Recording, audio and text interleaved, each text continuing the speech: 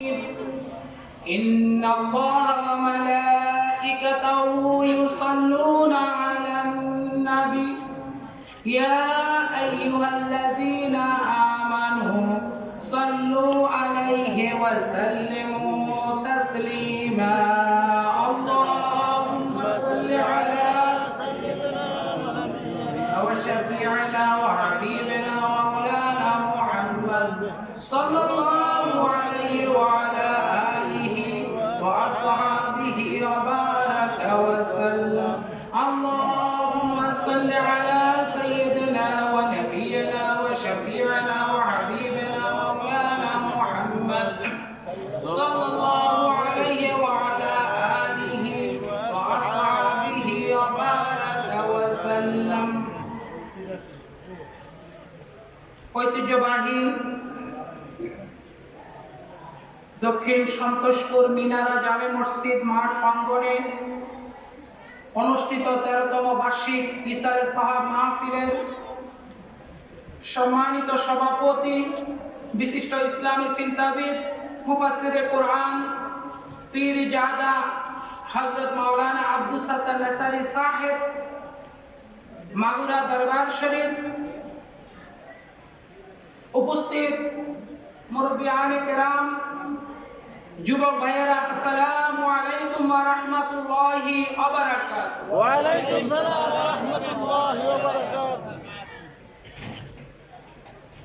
যেহেতু আজকে আলোচক অনেক বেশি তাছাড়াও আমরা অনেকেই সময়ের দিকে খেয়াল না রাখার কারণে যারা মাহফিল পরিচালনা করে ওদের মাহফিল আসলে পরবর্তীতে সময় নির্ধারণ করা কষ্টকর হয়ে যায়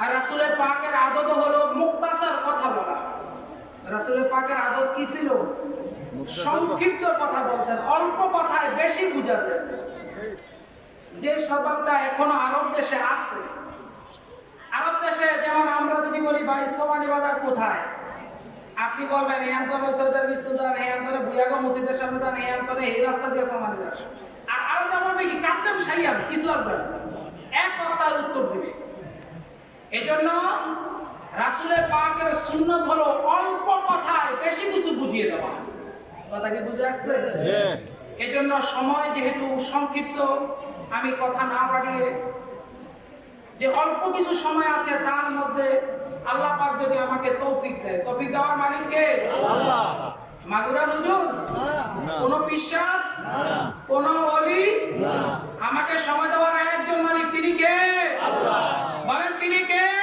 আল্লাহ তিনি হলেন আল্লাহ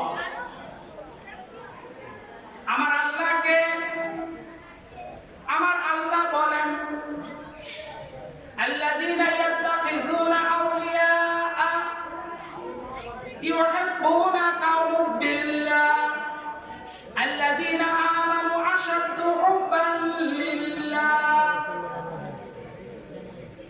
আপনার এই অন্তরে ভালোবাসা দিতে হবে একজনকে তিনি কে আল্লাহ আল্লাহকে ভালোবাসা ফরজ বলেন আল্লাহকে ভালোবাসা কি আল্লাহকে ভালোবাসা ফরজ আল্লাহর জন্য ভালোবাসা ওয়াজিব আল্লাহর জন্য ভালোবাসা কি আমি একটু বলি পৃথিবীর কোন একটি জায়গায় যদি বান্দা আল্লাহকে আল্লাহ একবার বলে ডাক দেয় ওই জায়গাটা কাল কিয়ামতের দিন ওই বান্দার পক্ষে আল্লাহ তাআলা সুপারিশ করবে সুবহানাল্লাহ যেহেতু আল্লাহ বলেন ইয়াউমা ইযিন তুহাদ্দিসু আখবারাহা ওই জায়গায় বসে বলি সুবহানাল্লাহ পড়ছে কাল কিয়ামতের দিন এই জায়গাটা তার পক্ষে সাক্ষী দিবে এই জায়গাটা যিনি সুবহানাল্লাহ বলছেন ওই জায়গাটা তার পক্ষে সাক্ষী দিবে তাই আমরা যেখানে বসে আছি এই জায়গাটায় বসে সুবহানাল্লাহ আলহামদুলিল্লাহ পড়ছিনি এই জায়গাটা আপনার জন্য সাক্ষী হয়েছে কিনা তাই আরেকটা জায়গা সাক্ষী হোক এটা কে কে চান কি চান যে আরেকটা জায়গা আমার জন্য সাক্ষী হোক তাইলে সামনে আগিয়ে বসেন আরেকটা জায়গায় আপনার জন্য সাক্ষী হয়ে যাক আপনারা একটু আগিয়ে বসেন পিছের লোক বা আয়সা আইটা চলে যায় সামনে আসেন সুবহানাল্লাহ আলহামদুলিল্লাহ লা ইলাহা ইল্লাল্লাহ সুবহানাল্লাহ আলহামদুলিল্লাহ লা ইলাহা ইল্লাল্লাহ তাইলে সম্মানিত উপস্থিতি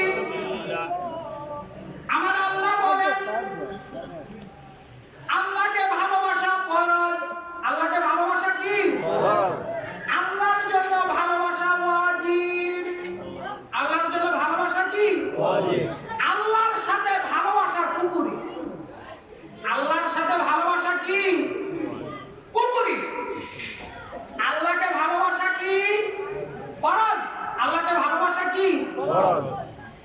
আল্লাহর জন্য ভালোবাসা ওয়াজিব। আর আল্লাহর সাথে কাউকে ভালোবাসা কি কুফরি, শিরক। এখন কি আমরা আল্লাহকে ভালোবাসি, নামাজ পড়ি কি কারণে বলেন?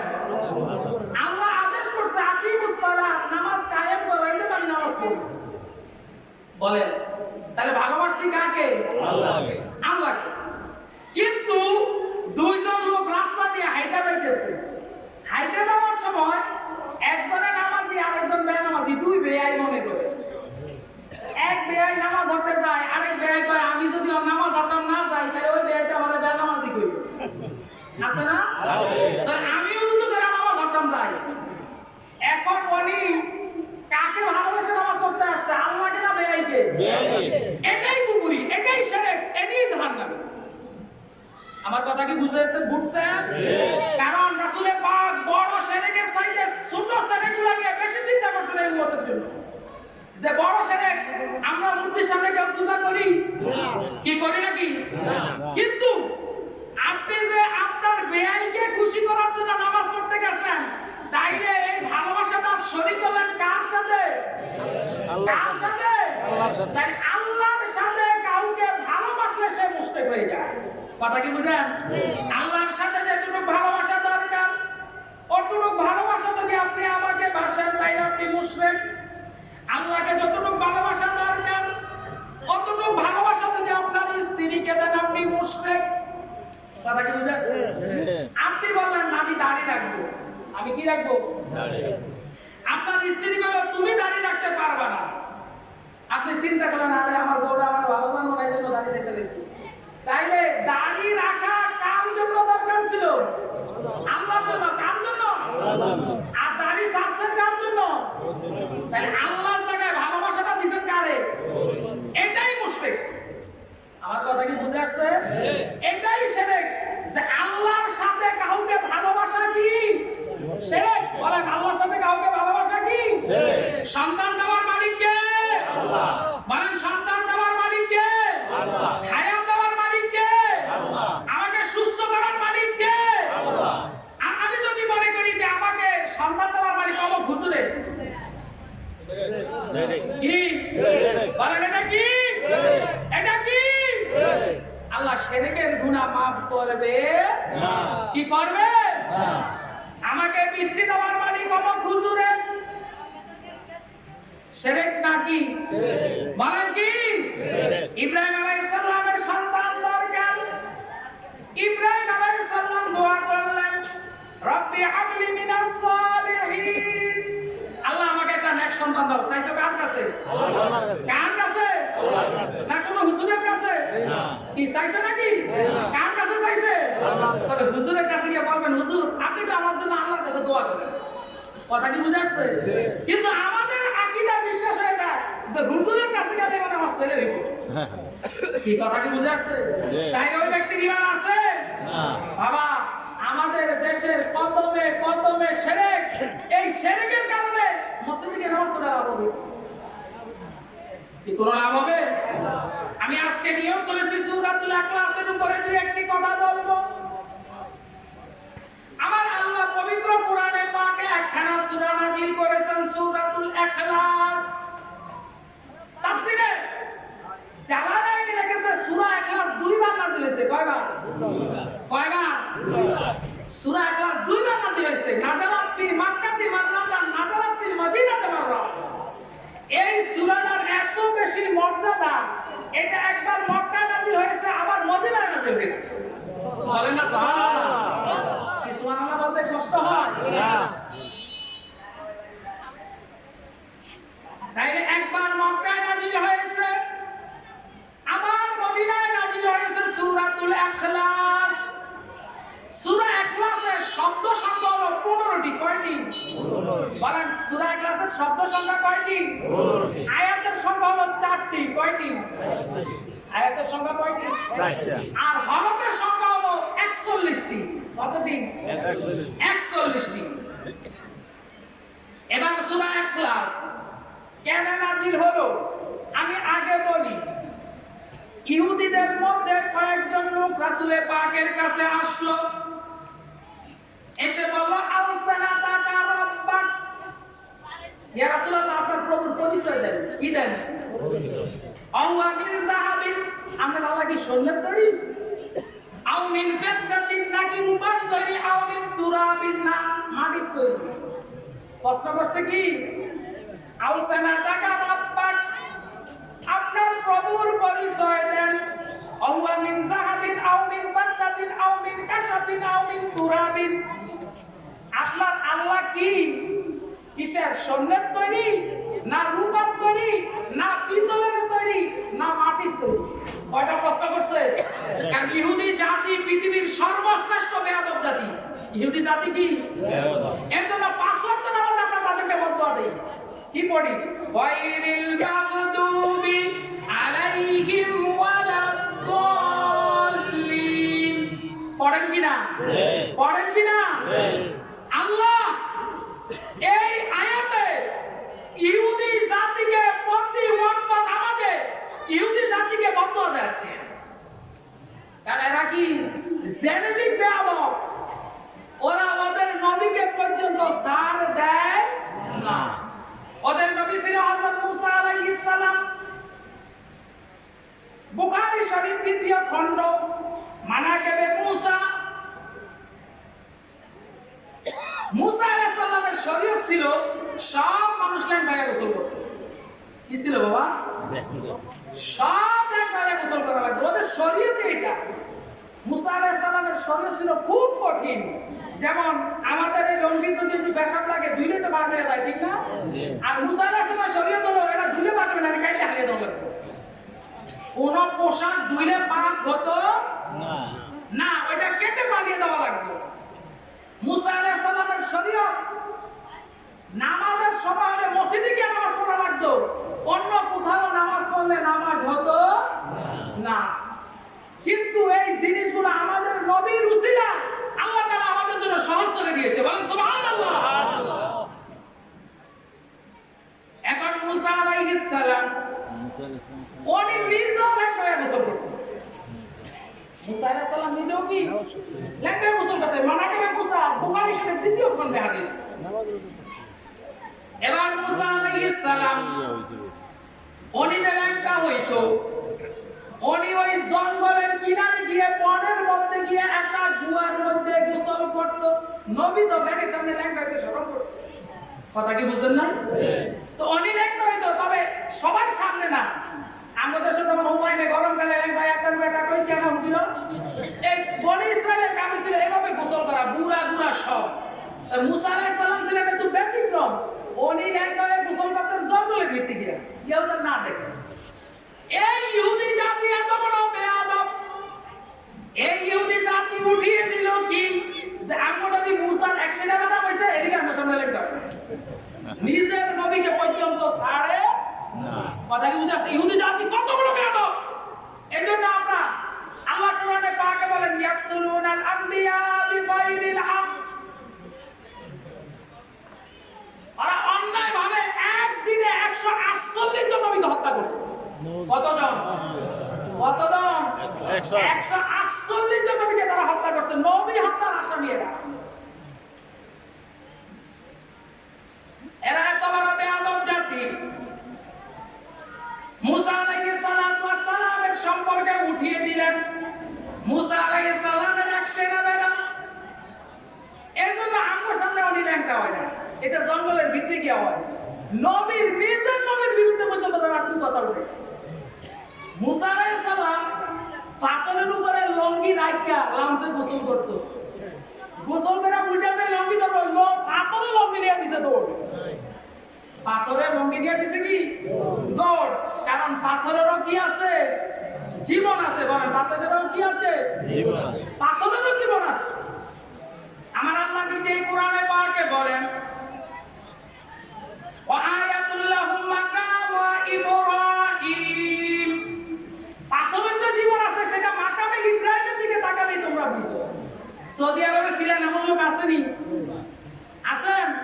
মাকামে ইব্রাহিমের উপরে ওই পাথরটার উপরে ইব্রাহিমের পায়ের দাগ এখনো আছে কি না? আছে। যেহেতু এই পাথরের জীবন ছিল, যখন এই পাথরের উপরে দাঁড়িয়ে ইব্রাহিম আলাইহিস সালাম আমাদের নবীর জন্য দোয়া করতেছে, পাথর থরথর করে কেঁপে সে নিজে নিজে বলে গেছে। কার ভালোবাসায়? নবীর ভালোবাসায়। কার? কার ভালোবাসায়? এর জন্য মাকামে ইব্রাহিমকে পাশে রেখে 2 রাকাত নামাজ পড়া ওয়াজিব। যারা হজ করতে যান, 7 ওয়াক্ত শেষ হলে এই মাকামে ইব্রাহিমের পাশে দাঁড়িয়ে 2 রাকাত নামাজ পড়তে হয়। ঠিক কি না? হাজী সাহেব আসেনি কেউ?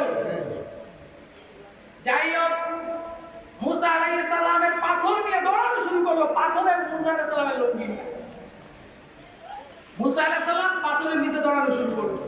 যারা মুসা আলাইহিস সালামকে নিয়ে সমালোচনা করছে, এর মধ্যে এরা পাথরটা থেমে গেছে। মুসা আলাইহিস সালাম লঙ্গির জন্য দৌড়াতে দৌড়াতে এর মধ্যে আসছে, ওরা ছায়া কয় না, মুসার তো 100 টাকা দাম নাই। আল্লাহ ওদেরকে দেখানোর জন্য এই কাজটা করছে। তাইলে এই ইহুদি জাতি কি বেয়াদব জাতি কিনা? কথা বলেন, এরা বেয়াদব জাতি কিনা? ওরা কিরকম জাতি? ওরা হযরত উযাইরকে বলতেছে উযাইর আল্লাহর পুত্র। উযাইর কি? কিরকম? উযাইর আলাইহিস সালাম ওনার বয়স ছিল 40 বছর, ওনার ছেলের বয়স ছিল 118 বছর। বলেন বাপের বয়স কত? বাপের বয়স কত? আর ছেলের বয়স কত? 118। বুঝে গেনি? হযরত উযাইর আলাইহিস সালাম একটা জঙ্গল দিয়ে হাঁটতেছে, হঠাৎ করে দেখে এই জঙ্গলটার মধ্যে ফলগুলা পেকে টকবক করতেছে, আঙ্গুর পাইতে টকবক করতেছে, আনারগুলা পেকে টকবক করতেছে, আপেলগুলা বাতি হয়ে পাকার মুখে টকবক করতেছে, আঙ্গুরগুলা পেকে আছে ভিতরে দিয়ে খাল, খালের মধ্যে পানিগুলা সাদা এবং পানিগুলা খাইতে মধুর চাইতে মিষ্টি। কি সুবহানাল্লাহ কইলেন? হায় সুবহানাল্লাহ, এত ক্রাইসিস। রাসূল পাক বলে সুবহানাল্লাহ তাকলাবু বাইনা সামাওয়াতি ওয়াল আরদ। যে ব্যক্তি একবার সুবহানাল্লাহ পড়বে, আসমান জমিনের সমপরিমাণ নেকি দিয়ে তার আমলনামায় ভরপুর করে দিবে। এই সওয়াব কান কামাইতে আমরা কিপটামি, ঠিক না? কত বকিলি করবেন, কত বকিলি করবেন। যাই হোক, উনি জঙ্গলে দিয়ে হাঁটতেছে, জঙ্গলের মধ্যে এক মনোরম পরিবেশ, ঠান্ডা হাওয়া আসতেছে। কারণ রাসূল পাক বলেছে আল-রিহু মিনাল জান্নাহ, বাতাস বেহেশতের অংশ। কিসের অংশ? বলেন বাতাস আইলে কই যাবে, এটা আনন্দ পাইনি? বলেন এখন দক্ষিণ দিকে একটা বাতাস আইলে খুব আরাম লাগেনি? কারণ এটা বেহেশতের অংশ। রাসূল পাক বলেছে আল-রিহু মিনাল জান্নাহ, পৃথিবীতে যত বাতাস আসে এটা বেহেশত থেকে আসে। ওই থেকে আসে। ওই জঙ্গলের মধ্যে যেমন আমরা ওই বঙ্গোপসাগর দেখতে যাই, এরকম জঙ্গলের মধ্যে এত সুন্দর পরিবেশ। এই সুন্দর পরিবেশ দেখে হযরত উযাইর আলাইহিস সালাম 1 কেজি আঙ্গুরের রস দিলেন, রুটি দিলেন, খাবে। এখান থেকে চলে গেলেন, আঙ্গুর নিলেন, রুটি নিলেন, খেলেন, চলে গেলেন। আবার 2 বছর পরে ওনার মনে হইলো, আরে আমি যদি আবার গিয়ে একটু সারিয়ে যেতাম, এত সুন্দর জায়গা। কি আমাদের দেশের পোলাপান যায় না ওই বঙ্গোপসাগর দেখতে যায়? কি কক্সবাজার যায় না? কুমিল্লা যায় না? এরকম ওনারা মন চাইতেছে, রে এই তো সুন্দর জায়গা দেখছি, আমি একটু দেখে আসি। উনি আবার 2 বছর পরে ওই জায়গায় চলে গেলেন। ওই জায়গায় গিয়ে দেখে, হায় হায়, 2 বছর আগে দেখছে এত সুন্দর ফল, এত সুন্দর খাদ্য, পুকুরের পানিগুলো দুধের মতো সাদা মিষ্টি, ওর কিছুই নাই, পুরা জঙ্গলটা তছনছ হয়ে গেছে। ফলও নাই, পানিগুলো নষ্ট, পুরা বাগানটা তছনছ। আল্লাহ পাকের দরবারে সিজদায় পড়ে গেলেন উযাইর আলাইহিস সালাম। উযাইর আলাইহিস সালাম সিজদায় পড়ে গিয়ে আল্লাহকে প্রশ্ন করলো, আল্লাহ 2 বছর আগে যে বাগান আইছি, বাগান কি হেকেনি? কি সন্দেহ হইতাছে না?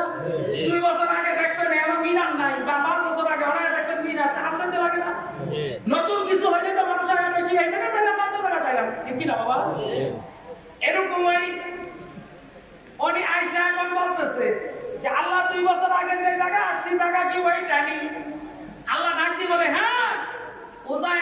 সেই জায়গা।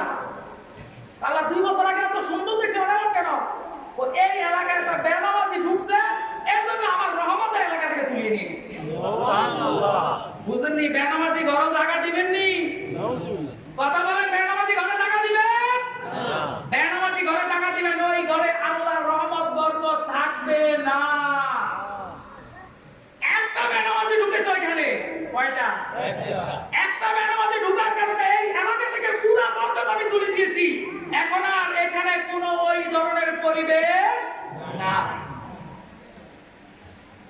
ওজার আলাইহিস সালাম আল্লাহকে প্রশ্ন করে যে আল্লাহ,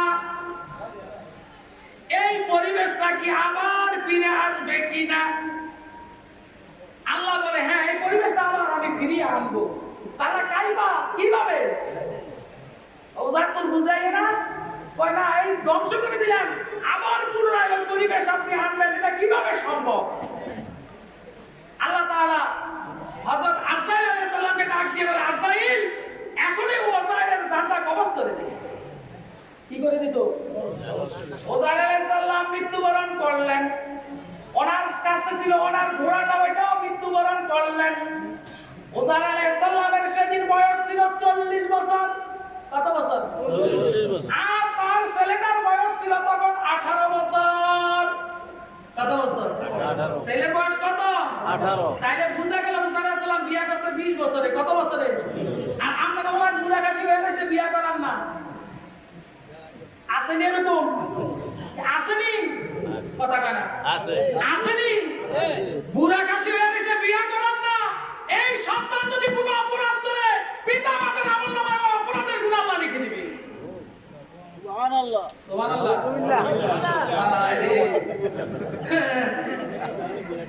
তবু আল্লাহ বিয়া করাইব না, পাপ মাথাতে সুবহানাল্লাহ দেব নাকি? রাসূলের পাকের কাছে এক যুবক এসে বলে, ইয়া রাসূলুল্লাহ, খুব অভাবে আছি, অভাব কাটেই না। কি আছে? অভাবে খুব অভাবে আছি, অভাব কাটে না। রাসূলের পাক যুবককে বলে, তুই এটা বিয়া কর। কারণ কোরআন শরীফে এসেছে যে বিবাহ করবে তাকে ধনী বানানোর দায়িত্ব স্বয়ং আল্লাহ নিয়ে যাবে। যারা ধনী বানানোর দায়িত্ব আল্লাহ নেয়, তাকে কি পৃথিবীর কেউ গরিব বানাতে পারবে? বলেন পারবে?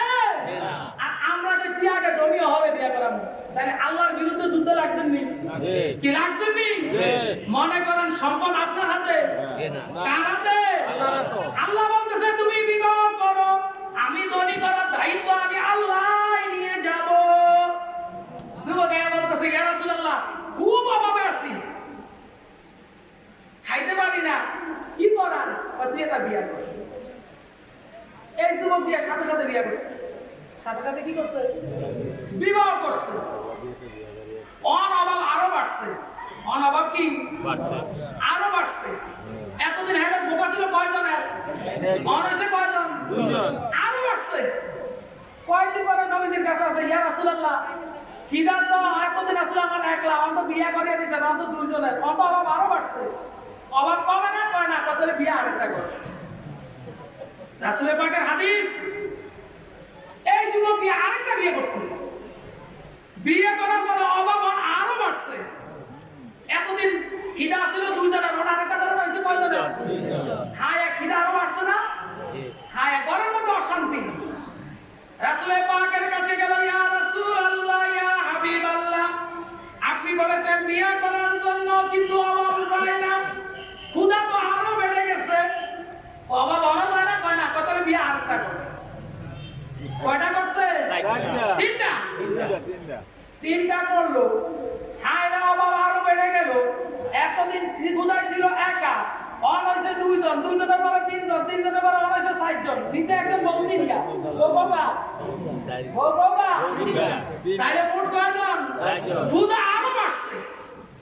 রাসূল সাল্লাল্লাহু আলাইহি ওয়াসাল্লামের কাছে আবার আসছে, ইয়া রাসূলুল্লাহ, আপনি কইলেন বিয়ে করছি, 3টা করছি, অভাব থাকা না কেতাম, তাহলে বিয়ে আরেকটা করে। এই কলমটা 4 নাম্বার বিয়ে। কয় নাম্বার? 4 নাম্বার। রাসূলের পাক কোনদিন ওষুধ পরিবর্তন করতেন না। আমার ডাক্তার সাহেব তারে গেলে কইলে ওষুধ এনে 1 সপ্তাহ দেয়া করেন, এও ভালো হয় না, তাহলে ওষুধ পরিবর্তন করে কি না? এটা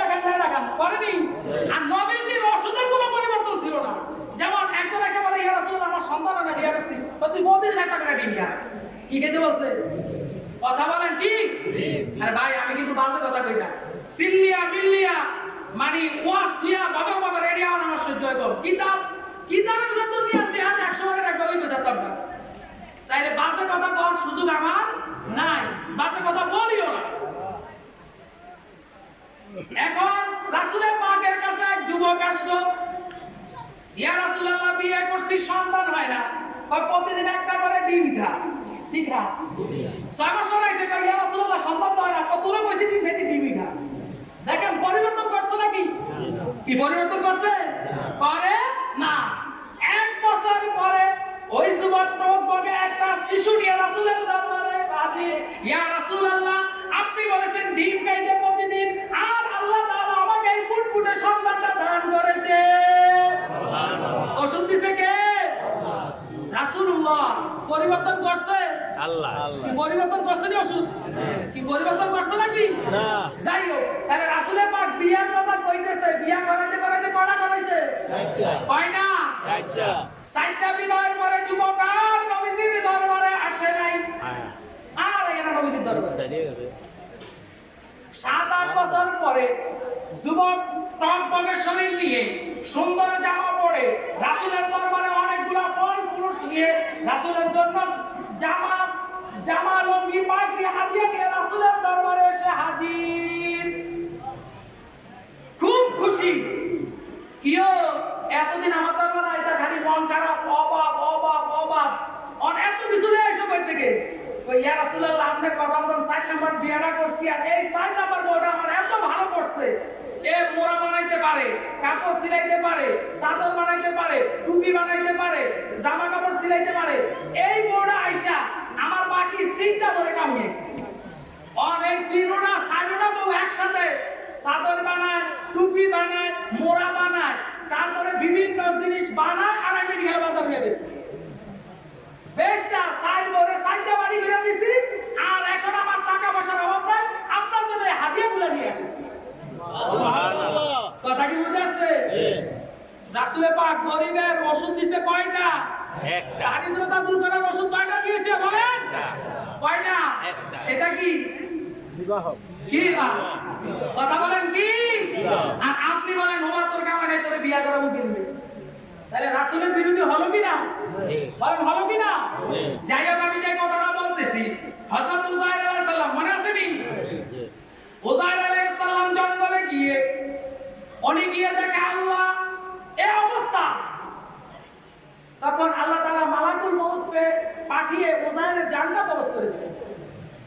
জান কবজের পরে সেই মুহূর্তে উযাইর আলাইহিস সালামের বয়স ছিল 40, ছেলের বয়স ছিল 18 বছর। এর মধ্যে চলে গেল 100 বছর। কত বছর? 100 বছর চলে যাওয়ার পরে এবার আল্লাহ তাআলা জিবরাইলকে পাঠিয়ে বলে উযাইরকে জীবিত কর। উযাইরের কাছে এসে উযাইরের হাড্ডিটা ধরে জিবরাইল বলে কুম বিইজনিল্লাহ, উযাইর জীবিত হয়ে গেল। এবার জিবরাইল ডাক দিয়ে বলে কামলা ব্যস্ত ইয়াউমান, আল্লাহ কোরআনে পাকে নিয়ে আসছে, তুই কয়দিন ধরে ভালো আছিস? বলে আবেস্ত ইয়ামান ওয়া আদা ইয়ামিন, একদিন বা একদিন তোর একটু বেশি। কিন্তু এখানে সময় গেছে কত বছর? 100 বছর। কত বছর? আর উনি বলে আমি ভালো ছিলাম ইয়ামান ওয়া আদা ইয়ামিন, মাত্র একদিন বা একদিন তোর বেশি বেশি। কথা কি বুঝে আসছে? এবার আমার আল্লাহ বলে উনজুরিলা হিমারিকা ওয়া তুআবিক, তুই যে গাছ তুই একদিন বা একদিন তোর হেমারার দিকে তাকা, গোড়া কই, গোড়া দুটো দিকে বসে পড়ে আছে। 100 বছর আর কিছু আসেনি, সব পয়সা শেষ। তখন বললো যে তুমি 100 বছর এখানে মৃত ছিলা।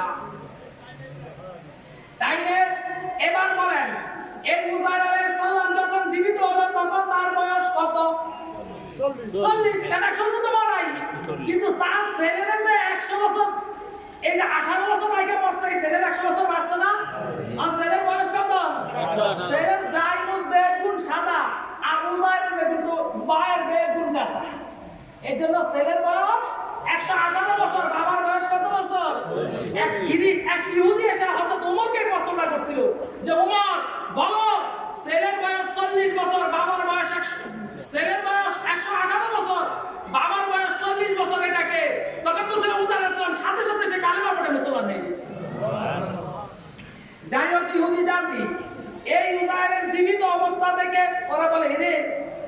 100 বছর মারা আবার জীবিত হয়েছে নিশ্চয়ই এটা আল্লাহর ওলা। এটা কি কথা বলেন? এটা কি আল্লাহর ওলা? আল্লাহ নিজে কোরআনে পাকে বলেন ওয়ালাতিল ইয়াহুদ উযাইর ইবনুল্লাহ ওয়া ক্বালাতিন নাসারা আল মাসীহ ইবনুল্লাহ। আল্লাহ কোরআনে কাকে এটা কি পাগল লে ঠেকছে? আল্লাহ নিজে কাকে পাগল লে ঠেকছি? একটা কা উযাইর আল্লাহর ওলা, আরেকটা কা ঈসা আল্লাহর ওলা। এটা সব ইহুদি খ্রিস্টান লেখা। একটু আর দুটো পার্টি লাগছে ঘুষাঘুষি। এই আমার নবী উযাইর আল্লাহর ওলা, কয়রা বাবা আঙ্গো ঈসার বাপ নাই, মরিয়ম তো বিয়ে বসে নাই, কি ঈসার বাপ নাই, অতটা নাকি সরাসরি আল্লাহর ওলা। কথা কি বুঝাচ্ছে? এই ধরনের বেয়াদব তারা ছিল। এক পর্যায়ে দুটো জাতি একত্রিত হয়ে বলে ওয়ালাতিল ইয়াহুদ ওয়ান নাসারা নাহানু আবনাউল্লাহ, একবার আমরা বেকে আল্লাহর ওলা। কি কয়? এত লাগালাগি দরকার না, আমরা মীমাংসা পাই, আপন মীমাংসা নবী দুজন হইলে দরকার না, আমরা বেকে কি আল্লাহর ওলা। ওয়ালাতিল ইয়াহুদ ওয়ান নাসারা নাহানু আবনাউল্লাহ। যাই হোক, যে কথাটা বলতেছি, তাই ইহুদি জাতি কি একটা বেয়াদব জাতি। কি জাতি? কথা বলেন, কি জাতি?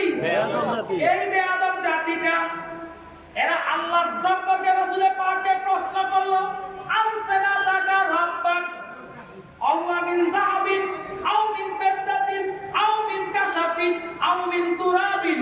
হে, আপনি আপনার রবের পরিচয় দেন। আপনার রব কি স্বর্ণের তৈরি, না রূপার তৈরি, না পিতলের তৈরি, না মাটির তৈরি? ফাআনজালাল্লাহু সূরাতাল ইখলাস। এরপরে আল্লাহ তাআলা ওদের মোকাবেলায় এই সূরা ইখলাস নাযিল করে। কথা কি বুঝাচ্ছে? তাদের মোকাবেলায় লাম ইয়ালিদ ওয়া লাম ইউলাদ, লাম ইয়ালিদ ওয়া লাম ইউলাদ, আল্লাহুস সামাদ। আল্লাহুস সামাদ, হুস-সামাদ মানে কি? এটার বিশাল তাফসীর। সামাদের তাফসীর এসেছে 26টা। আমরা শুধু জানি অমুখাপেক্ষী একটা। সর্বমোট আল্লাহর সামাদের তাফসীর এসেছে কয়টি? 26টি। আচ্ছা, আমি যদি সামনে তাফসীরে ঢুকতে পারি, সময় তো একেবারেই কম, একেবারেই কম, যদি ঢুকতে পারি সেটা নিয়ে কথা বলবো। তাইলে সূরা ইখলাস নাযিল করে আল্লাহ বুঝিয়ে দিলেন, কুল হুয়াল্লাহু আহাদ। কুল, হে নবী আপনি বলেন আল্লাহু আহাদ, আল্লাহ এক। আচ্ছা, আল্লাহ কোন দরকার ছিল? হুয়াল্লাহু আহাদ, আল্লাহ এক। নবীরে কেন বললো কুল আপনি বলেন? প্রশ্ন আসে কিনা? কি আল্লাহ সরাসরি বলে হইতো না হুয়াল্লাহু আহাদ, আল্লাহ এক? কি এটা বললে হতো না? তো নবীকে কেন বলেন কুল, হে নবী আপনি বলেন? মনে করেন সৈয়দ ইসলামের এনাজাটা কিলাকিলি হইছে, আমি একদম শুনছি, আইতে এমন দেখছে অনকন হেটার সাক্ষীরা বেশি গ্রহণযোগ্য না আমারটা বেশি গ্রহণযোগ্য? যেটা দেখছে হেটাটা গ্রহণযোগ্য না, যেটা দূরত্ব হুমছে হেরা কিলাকিলি হইছে এটা গ্রহণযোগ্য? যেহেতু রাসূলের পাক মেরাজের রাতে গিয়ে আল্লাহ তাআলাকে সরাসরি দেখেছে, রাআইতু রাব্বি আজ্জা ওয়া জাল্লা ফি আহসানি সূরাতি। হযরত আব্দুল্লাহ ইবনে আব্বাস থেকে হাদিস, রাসূলের পাক বলে আমি আল্লাহকে সর্বোত্তম সূরাতে মেরাজের রাতে দেখেছি। সুবহানাল্লাহ। তাই আল্লাহকে কে দেখছে? নবীজি দেখছে। এখন যে আমরা বলি আল্লাহু আহাদ, আল্লাহ এক, আল্লাহ এক, দেখে না দেখে না। এক যুবক হযরত ওমরের কাছে গিয়ে বলে ওহিবুল ফিতনা, আমি ফিতনাকে ভালোবাসি। কি কয়? ওমরের খেলাফতের সময় ওমরকে বলে ওহিবুল ফিতনা, আমি ফিতনাকে ভালোবাসি। ওয়াশহাদু মা লা আরা, আমি না দেখা জিনিস সাক্ষী দেই। না দেখা জিনিস কি করি? না দেখা জিনিস সাক্ষী দেই। আমি ফিতনাকে ভালোবাসি। কথা কি বুঝে আসছে? আকরাউল হক, আমি হককেও পছন্দ করি। কয়টা কথা বলছে? কয়টা? হযরত ওমরের সামনে কয়টা কথা বলছে? তিনটা। ওমর যদি গরম হয় ডান্ডা দিয়ে আর কি সেটা দাদা রাখবো? কি রাখবো? কি বলছে? আমি হককেও পছন্দ করি, আমি ফিতনাকে ভালোবাসি, আমি না দেখা জিনিস সাক্ষী দেই। এগুলা কি ভালো না খারাপ? কি এটা কি কেউ মেনে দিবেন? না দেখা জিনিস সাক্ষী দিলে কি মৃত্যু না? আর ফিতনা যে ভালোবাসে এটা হারাদিন কে যাবে তাই কি বলতো? আর হককেও পছন্দ করে তো হক বইয়ের সম্পদ হক, কুকুর সম্পদ হক, ভাইয়ের সম্পদ ভাইয়ের দিয়ে দেন হক, তো হককেও পছন্দ করলে এটা কি মানবেন? হযরত দেয় জেলখানা করে। বেয়াদব, তুই এই অন্যায়গুলো করস, তোকে আর বেইরে রাখা যাবে না, তুই জেলখানায় যা। যুবক একদিন জেলখানায়, একদিন জেলখানার পরে হযরত আলী রাদিয়াল্লাহু তাআলা গেছে ওমরের কাছে যে ওমর তুমি আর জেলখানা দিলা কেন? এ বলে ফেতনা ভালোবাসে, না দেখা জিনিস সাক্ষী দেয়, আবার হকটাও পছন্দ করে, এটা তো আমি জেলখানায় নিব। ওমর এটা তো তুমিও করো। বলেন কি বলে? ওমর এটা তো তুমিও করো। কেমনে? ইন্না সাকরাতাল মাউত হাক্কুন, মৃত্যুর শাস্তি হক। মৃত্যুর কষ্ট কি? মৃত্যুরে কেউ পছন্দ করেনি। ওমর তুমিও তো হকটা অপছন্দ করো। কি মৃত্যুরে কে ভালোবাসেন? চাই একজন আছেন নেই। তাহলে মৃত্যুর স্বাদটাকে অপছন্দ করে এমন কোন পছন্দ করে এমন লোক আছে? তাহলে আল্লাহ বলতেছে এটা হক, তো তুমিও তো হকের অপছন্দ করো। কে বলতেছে? হযরত আলী রাদিয়াল্লাহু তাআলা হযরত ওমরকে, তুমি এই যুবককে কেন জেলখানা ঢুকাইছো? বা সে যে বলছে ফেতনাকে ভালোবাসে, তো তুমিও তো ফেতনাকে ভালোবাসো। কি আল্লাহ বলেছে ইন্নামা আওলাদুকুম আমওয়ালুকুম ফিতনা, তোমার সম্পদ, তোমার সম্মান তোমার জন্য ফিতনা। তুমি তোমার সন্তানের ভালোবাসো না? তবে আসি। তোমার সম্পদকে তুমি ভালোবাসো না? তবে আসি। তো তুমিও তো ফেতনাকে ভালোবাসো না। কি কথা আমার বুঝেননি? একটু কঠিন হয়ে যাচ্ছে কেন? আমরা তো শিক্ষক ভাই, কিছু করার নাই। আমরা বক্তা নই, আমরা শিক্ষক। আমরা ছাত্রদের পড়াইতে একটু কঠিন কথা বলতে হয়। এবার হযরত ওমর বলল যে ও যে বলছে আশহাদু মালা আরা, আমি লা দেখা জিনিস সাক্ষী দেই। হযরত আলী বলে এটা তুমিও করো। কয় কিরকম? আল্লাহ তাআলা একদিনও দেখছি কয় না। কয় না দেখে বলে না লা ইলাহা ইল্লাল্লাহু মুহাম্মাদুর রাসূলুল্লাহ, আল্লাহ ছাড়া কোনো মাবুদ নাই। আল্লাহকে আপনি ওমর কয়দিন দেখেছেন? আমি তো একদিনও দেখি না। আমরা তো না দেখা জিনিস সাক্ষী দিয়েছি, দেননি। তাহলে এই যুবকের শাস্তি কেন হলো? হযরত ওমর তাড়াতাড়ি যুবকের কাছে গেলেন। একদিন আটকিয়ে রাখছে, অন্যায় হয়েছে, তার এই অন্যায়ের ক্ষতিপূরণ দিয়ে তাকে জেলখানা থেকে মুক্ত করে দেয়। কথা কি বুঝে আসছে? তাইলে আমরা কেউ আল্লাহকে দেখছিনি, কিন্তু মেরাজের রাত্রে আল্লাহ তাআলা রাসূল পাককে বলেন সুম্মা দানা ফাতাদাল্লা ফাকানা কাবা কাউসাইনে আও আদনা, নবীজি আমার কাছে এসেছে, আমি নুরানি চাদর দিয়ে আমার বন্ধুকে পাজা করে ধরেছি। তাইলে রাসূল আল্লাহকে দেখছিনি? বলেন এখন দেখেন না ব্যক্তির সাক্ষী গ্রহণযোগ্য বেশি না শুনেন না ব্যক্তির? এই জন্য আমার আল্লাহ নবীকে ডাক দিয়ে বলে কুল, হে নবী আপনি বলেন, হে নবী দেখে গেছেন, আপনি বলেন, আপনি আমারটা বলেন, আমি আপনারটা কইতেছি। আমি কিন্তু শর্ত দিছে, খালি আপনি আমারটা কইবেন, আমি আপনারটা কইবেন, এটা কই নাই। কিন্তু কি বলছে? হে নবী আপনি আমারটা বলেন, কুল আপনি বলেন আল্লাহু আহাদ, আল্লাহ এক। তাইলে এটা গ্রহণযোগ্য বেশি না? কি বেশি কিনা? এবার নবীটা আল্লাহ বলতেছে, আমি তো আপনারটা কইছি, আমরা যখন আমারটা কইছেন, এবার আপনারটা আমি কইতেছি। কুল ইন্না সালাতি ওয়া নুসুকি ওয়া মাহইয়ায়া ওয়া মামাতি লিল্লাহি রাব্বিল আলামিন লা শারীকা লাহু ওয়া বিযালিকা উমিরতু ওয়া আনা আউওয়ালুল মুসলিমিন। হে নবী, আমি আল্লাহ বলতেছি, আপনি হলেন আউওয়ালুল মুসলিম, পৃথিবীর সর্বপ্রথম মুসলমান। আনা আউওয়ালুল মুসলিমিন, আউওয়ালুল মুসলিম কে?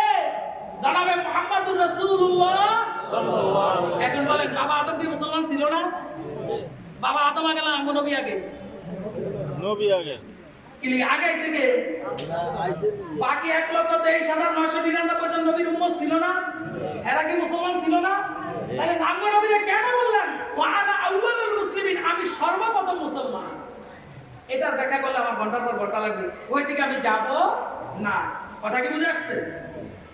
এবার সূরা ইখলাস, রাসূল পাক সাল্লাল্লাহু আলাইহি ওয়াসাল্লাম ইরশাদ করেন, সূরাতুল ইখলাস সুরুসু মিনাল কুরআন। সূরা ইখলাস হলো কুরআন শরীফের 10 পারা। কত পারা? 10 পারা। কত পারা? 10 পারা। কিছু তো দিয়া দেওয়া লাগবে, আমার কিছু দিয়া দেওয়া দরকার না? কত পারা? 10 পারা। একবার আপনি পড়লেন কুল হুয়াল্লাহু আহাদ আল্লাহুস সামাদ লাম ইয়ালিদ ওয়া লাম ইউলাদ ওয়া লাম ইয়াকুল লাহু কুফুয়ান আহাদ। পবিত্র কুরআন শরীফ 10 পারা তেলাওয়াত করলে যতটুকু সওয়াব হতো, একবার তেলাওয়াত করার কারণে অতটুকু সওয়াব আল্লাহ আপনার আমলনামায় লিখে দিয়েছে। সুবহানাল্লাহ।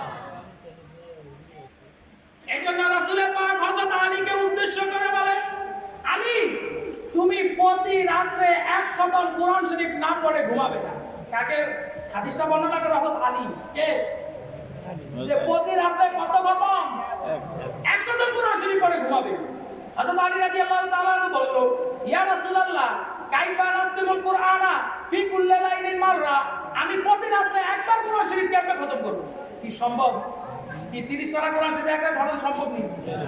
ফজিলাতে হবে সময় রাসূল বলল।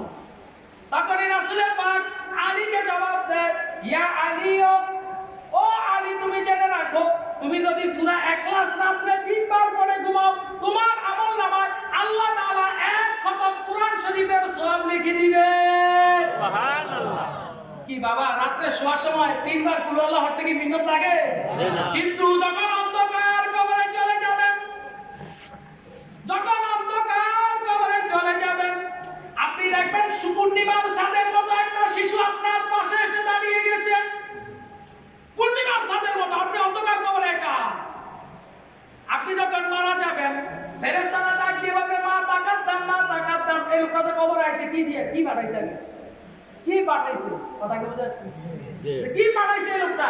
আর দুনিয়ার মানুষে কইব মা তাকার, মা তাকার। এই তো মরে গেলে তো ওলা মেয়ে ঠিক আছে কি? কোন ঠিক কি না? এই কথা হয় না আপনাদের সব? আরে এবারে তো মরে গেছে, ওলা ঠিক ক্যাম্পে খাইব। ওই যে এবারে কবরে গিয়ে ক্যাম্পে থাকবো, এই কথা মানুষের মুখে এখন নাই, আসেনি? এই জন্য হাদিস শরীফে এসেছে, রাসূলের একটা কথাও বিন্দু মাত্র মিথ্যা নয়। রাসূলের পাক বলে, একটা মানুষ মারা গেলে ফেরেশতারা বলে, মা তাকাদ্দাম, মা তাকাদ্দাম। এই লোকটা কি পাঠালো? এই লোকটা কবরে কি পাঠালো? কার কাছে যাবে? কি হবে কবরে? আফসোস করতে থাকে। আর দুনিয়ার মানুষগুলো বলে, মা তাকার, মা তাকার। এই লোকটা দুনিয়া কি ফিরে গেছে, এরে দোয়ানদার আসেনি, বাড়াবুড়া পাইবনি, ওলান্ডি খাইব কেমনে? কয়নি বাবা? অথবা ফেরেশতাটা আমরা শুনি না, ওলান্ডি মানুষের দিয়ে শুনি।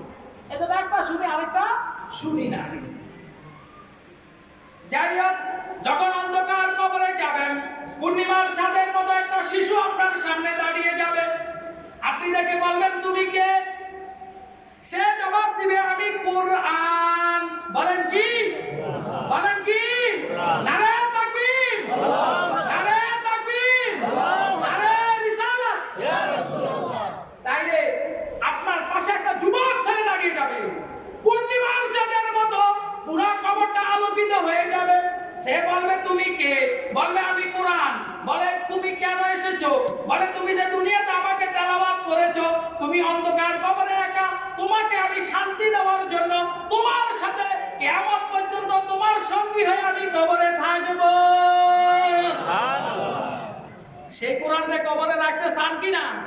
যেখানে আপনার স্ত্রী যাবে না, যেখানে আপনার ছেলে যাবে না, যেখানে আপনার ভাই যাবে না। এত বন্ধু আদর করে প্রতিদিন বাদাম খাওয়াইতেন, প্রতিদিন আইসক্রিম খাওয়াইতেন, প্রতিদিন চা খাওয়াইতেন, কিন্তু সেই বন্ধুও যাবে না। যাবে? সেখানে কে যাবে? কুরআন। কে? কুরআন। এবার রাসূল পাক সাল্লাল্লাহু আলাইহি ওয়াসাল্লাম ইরশাদ করেন,